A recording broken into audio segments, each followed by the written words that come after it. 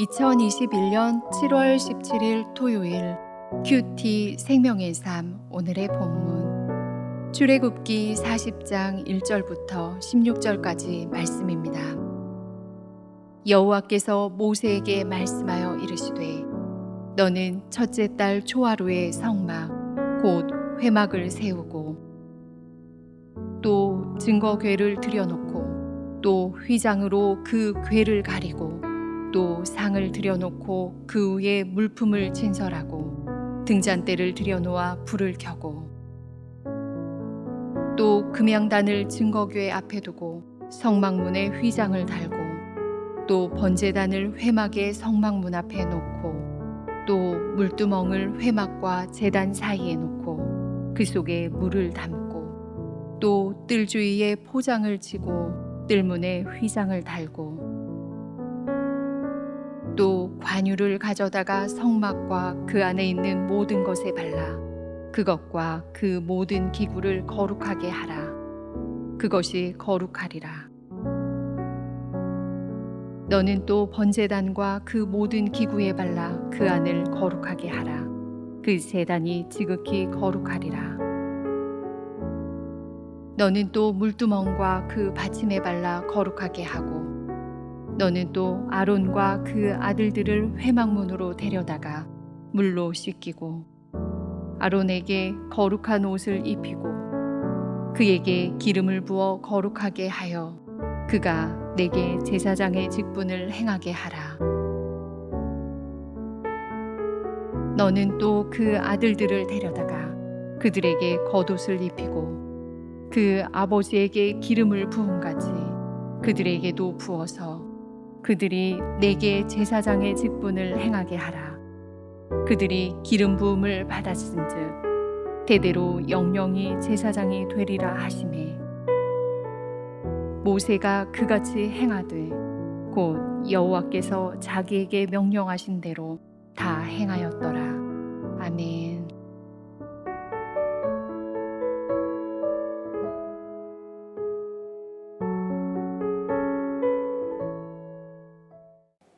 출애굽기 39장에서는 여호와 하나님이 모세를 통하여 명령하신 대로 이스라엘 자손이 성막을 제작하여 세우는 모든 역사를 거룩하게 마쳤음을 선포했습니다.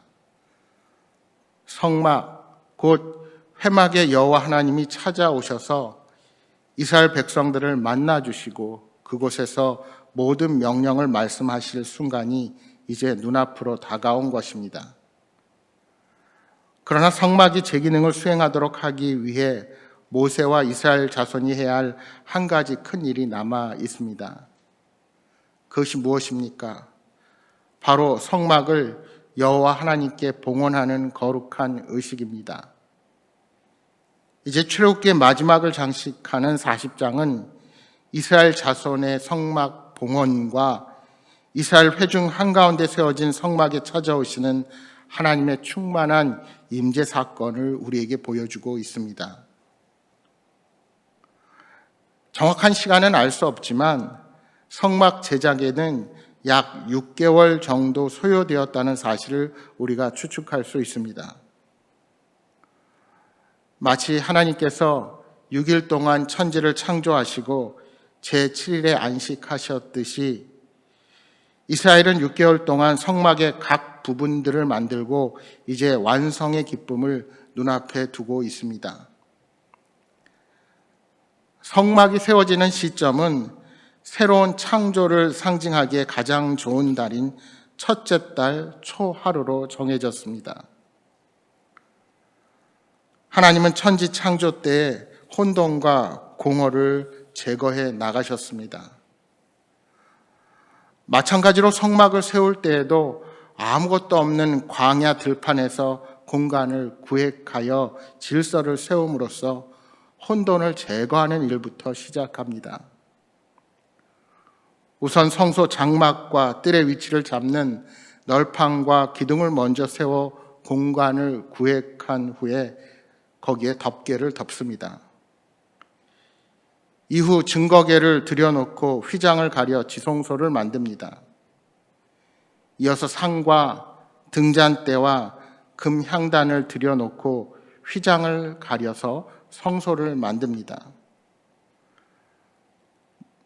번제단과 물두멍을 설치한 후에 마지막으로 뜰에 세마포 장과 휘장을 칩니다. 이는 지성소와 언약궤가 상징하는 하나님 나라의 권세와 땅과 바다를 상징하는 성막의 뜰을 다스리고 있다는 사실을 의미합니다. 다시 말하면 온 세상의 질서가 하나님을 중심으로 이루어지고 있다는 것을 우리에게 보여주고 있는 것입니다. 하나님은 이스라엘 진영의 가운데 성막을 두게 하심으로써 창조주께서 그들과 함께 계심을 선포하셨습니다. 여러분, 이처럼 내 자신이 작고 초라하다고 느낄 때마다 우리는 천지를 창조하신 주님의 권능이 우리와 함께한다는 사실을 기억해야 합니다. 주님께서 우리의 인생을 채우시고 우리의 인생 가운데 의미를 부여해 주시기에 우리는 작으나 위대해질 수 있고 초라하나 영광스러워질 수 있습니다. 우리가 잘나서가 아니라 우리와 함께 계시는 창조주 하나님께서 우리를 그렇게 자녀로 빚어주셨기 때문입니다. 여러분, 이처럼 성막의 건축은 하나님의 창조를 드러내는 하나의 드라마였습니다. 하나님께서 천지 창조하실 당시 첫째 날에서 셋째 날까지 시간과 공간, 땅과 바다의 구획이 정해져서 그 어두운 가운데 혼돈이 사라지고 4일째 날부터 6일째까지 그 안에 공허가 없어지며 하나님이 창조하신 창조물들이 세워지고 채워지게 되었습니다. 우리가 성막의 순서에서도 보는 것처럼 우선 공간을 구획하시고 각 기물들을 중요도와 영광의 순서대로 위치시킨 후에 성막 안에 들어갈 기물들과 거기서 봉사할 자들이 거룩하게 되어서 내부가 채워지는 그런 순서가 진행되게 되는 것입니다. 오늘 본문에 보시면 모세는 관유를 성막의 모든 것에 바릅니다. 여기에도 순서가 있는데 이를 통해서 성막의 기물들이 가지는 중요도를 알 수 있습니다. 모세는 성막 안에 있는 금으로 된 기구들의 기름을 바르고 이후에는 뜰에 놓인 번제단과 기구들, 그리고 물두멍과 받침에 관유를 바릅니다. 마지막으로 아론과 그 아들들을 씻기고 옷을 입히고 기름을 부어 제사장을 세우게 됩니다.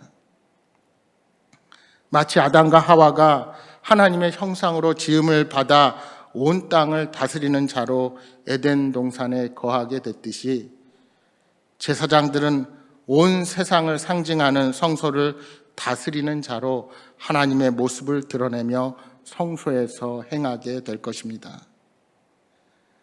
제사장들의 모습은 하나님의 백성들이 어떤 사명을 감당해야 하는가를 우리에게 보여주고 있는 것입니다.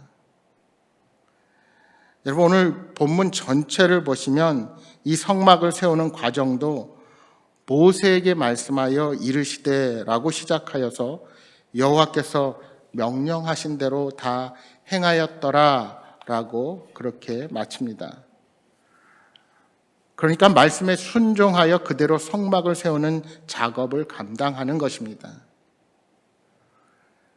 우리 하나님의 창조의 과정 역시 그러했습니다. 하나님의 명령대로 피조물이 창조되다 하나님 보시기에 좋았다고 성경은 전합니다. 피조 세계의 사명은 창조주 하나님의 명령에 순종함으로써 하나님의 영광을 드러내는 것입니다. 아담이 하나님의 명령에 순종할 때 인간은 에덴 동산 안에서 하나님과의 바른 관계를 누릴 수가 있었습니다. 그러나 아담이 하나님의 명령을 어기고 동산 중앙에 있는 나무의 열매를 따먹음으로써 피조 세계는 죄로 오염되고 하나님의 심판을 받아 멸망받을 수밖에 없는 존재가 되었습니다. 따라서 하나님께서 모세에게 성막을 세울 것을 명령하신 이유는 타락한 피조 세계에 속한 우리들의 죄를 속해 주시고 영원한 하나님 나라가 임할 수 있도록 하기 위한 장치였습니다. 모세는 그 하나님의 명령에 다 이행함으로 하나님의 뜻을 이루어야 했습니다. 그러므로 모든 성도들은 창조의 원리에 따라서 모세가 하나님의 명령대로 다 실행했던 것처럼 하나님의 뜻에 순종하며 하나님을 기쁘시게 하는 삶을 살아가야 하는 자들입니다. 여러분, 성막은 거룩한 하나님의 임재를 상징하는 거룩한 장소입니다. 따라서 성막에 설치되는 모든 것은 거룩할 뿐 아니라 부정한 것을 거룩하게 하기 위한 것입니다. 증거계 속에는 하나님의 말씀이 들어있고 번제단은 죄인의 죄를 대속하기 위해 희생제물을 태우는 곳입니다. 하나님은 이러한 모든 기구에 관유를 발라 거룩하게 하셨습니다. 이렇게 이스라엘 백성들은 하나님께서 명령하신 대로 모든 것을 마친 후에야 성막의 제사를 통해 거룩함으로 하나님 앞에 나아갈 수가 있었습니다. 마찬가지로 예수 그리스도를 통하여 성령이 거하시는 전이 된 우리는 거룩한 삶으로 성전의 사명을 감당해야 하는 자들입니다. 바울은 이를 성도가 하나님께 드려야 할 영적인 예배라고 말씀합니다. 우리는 하나님이 지으신 아름다운 세상에 보냄을 받은 자들입니다. 지금 내 자신이 작고 초라해 보인다고 해서 우리에게 주어진 사명마저 작거나 초라하다고 생각해서는 결코 안 됩니다. 우리도 모세처럼 하나님의 모든 명령에 순종하며 맡긴 사명을 감당하는 복된 삶을 살아가기를 소망합니다. 사랑하는 여러분, 오늘도 각자의 자리에서 하나님의 복의 통로가 되는 귀한 하루가 되시기를 주님의 이름으로 축복합니다.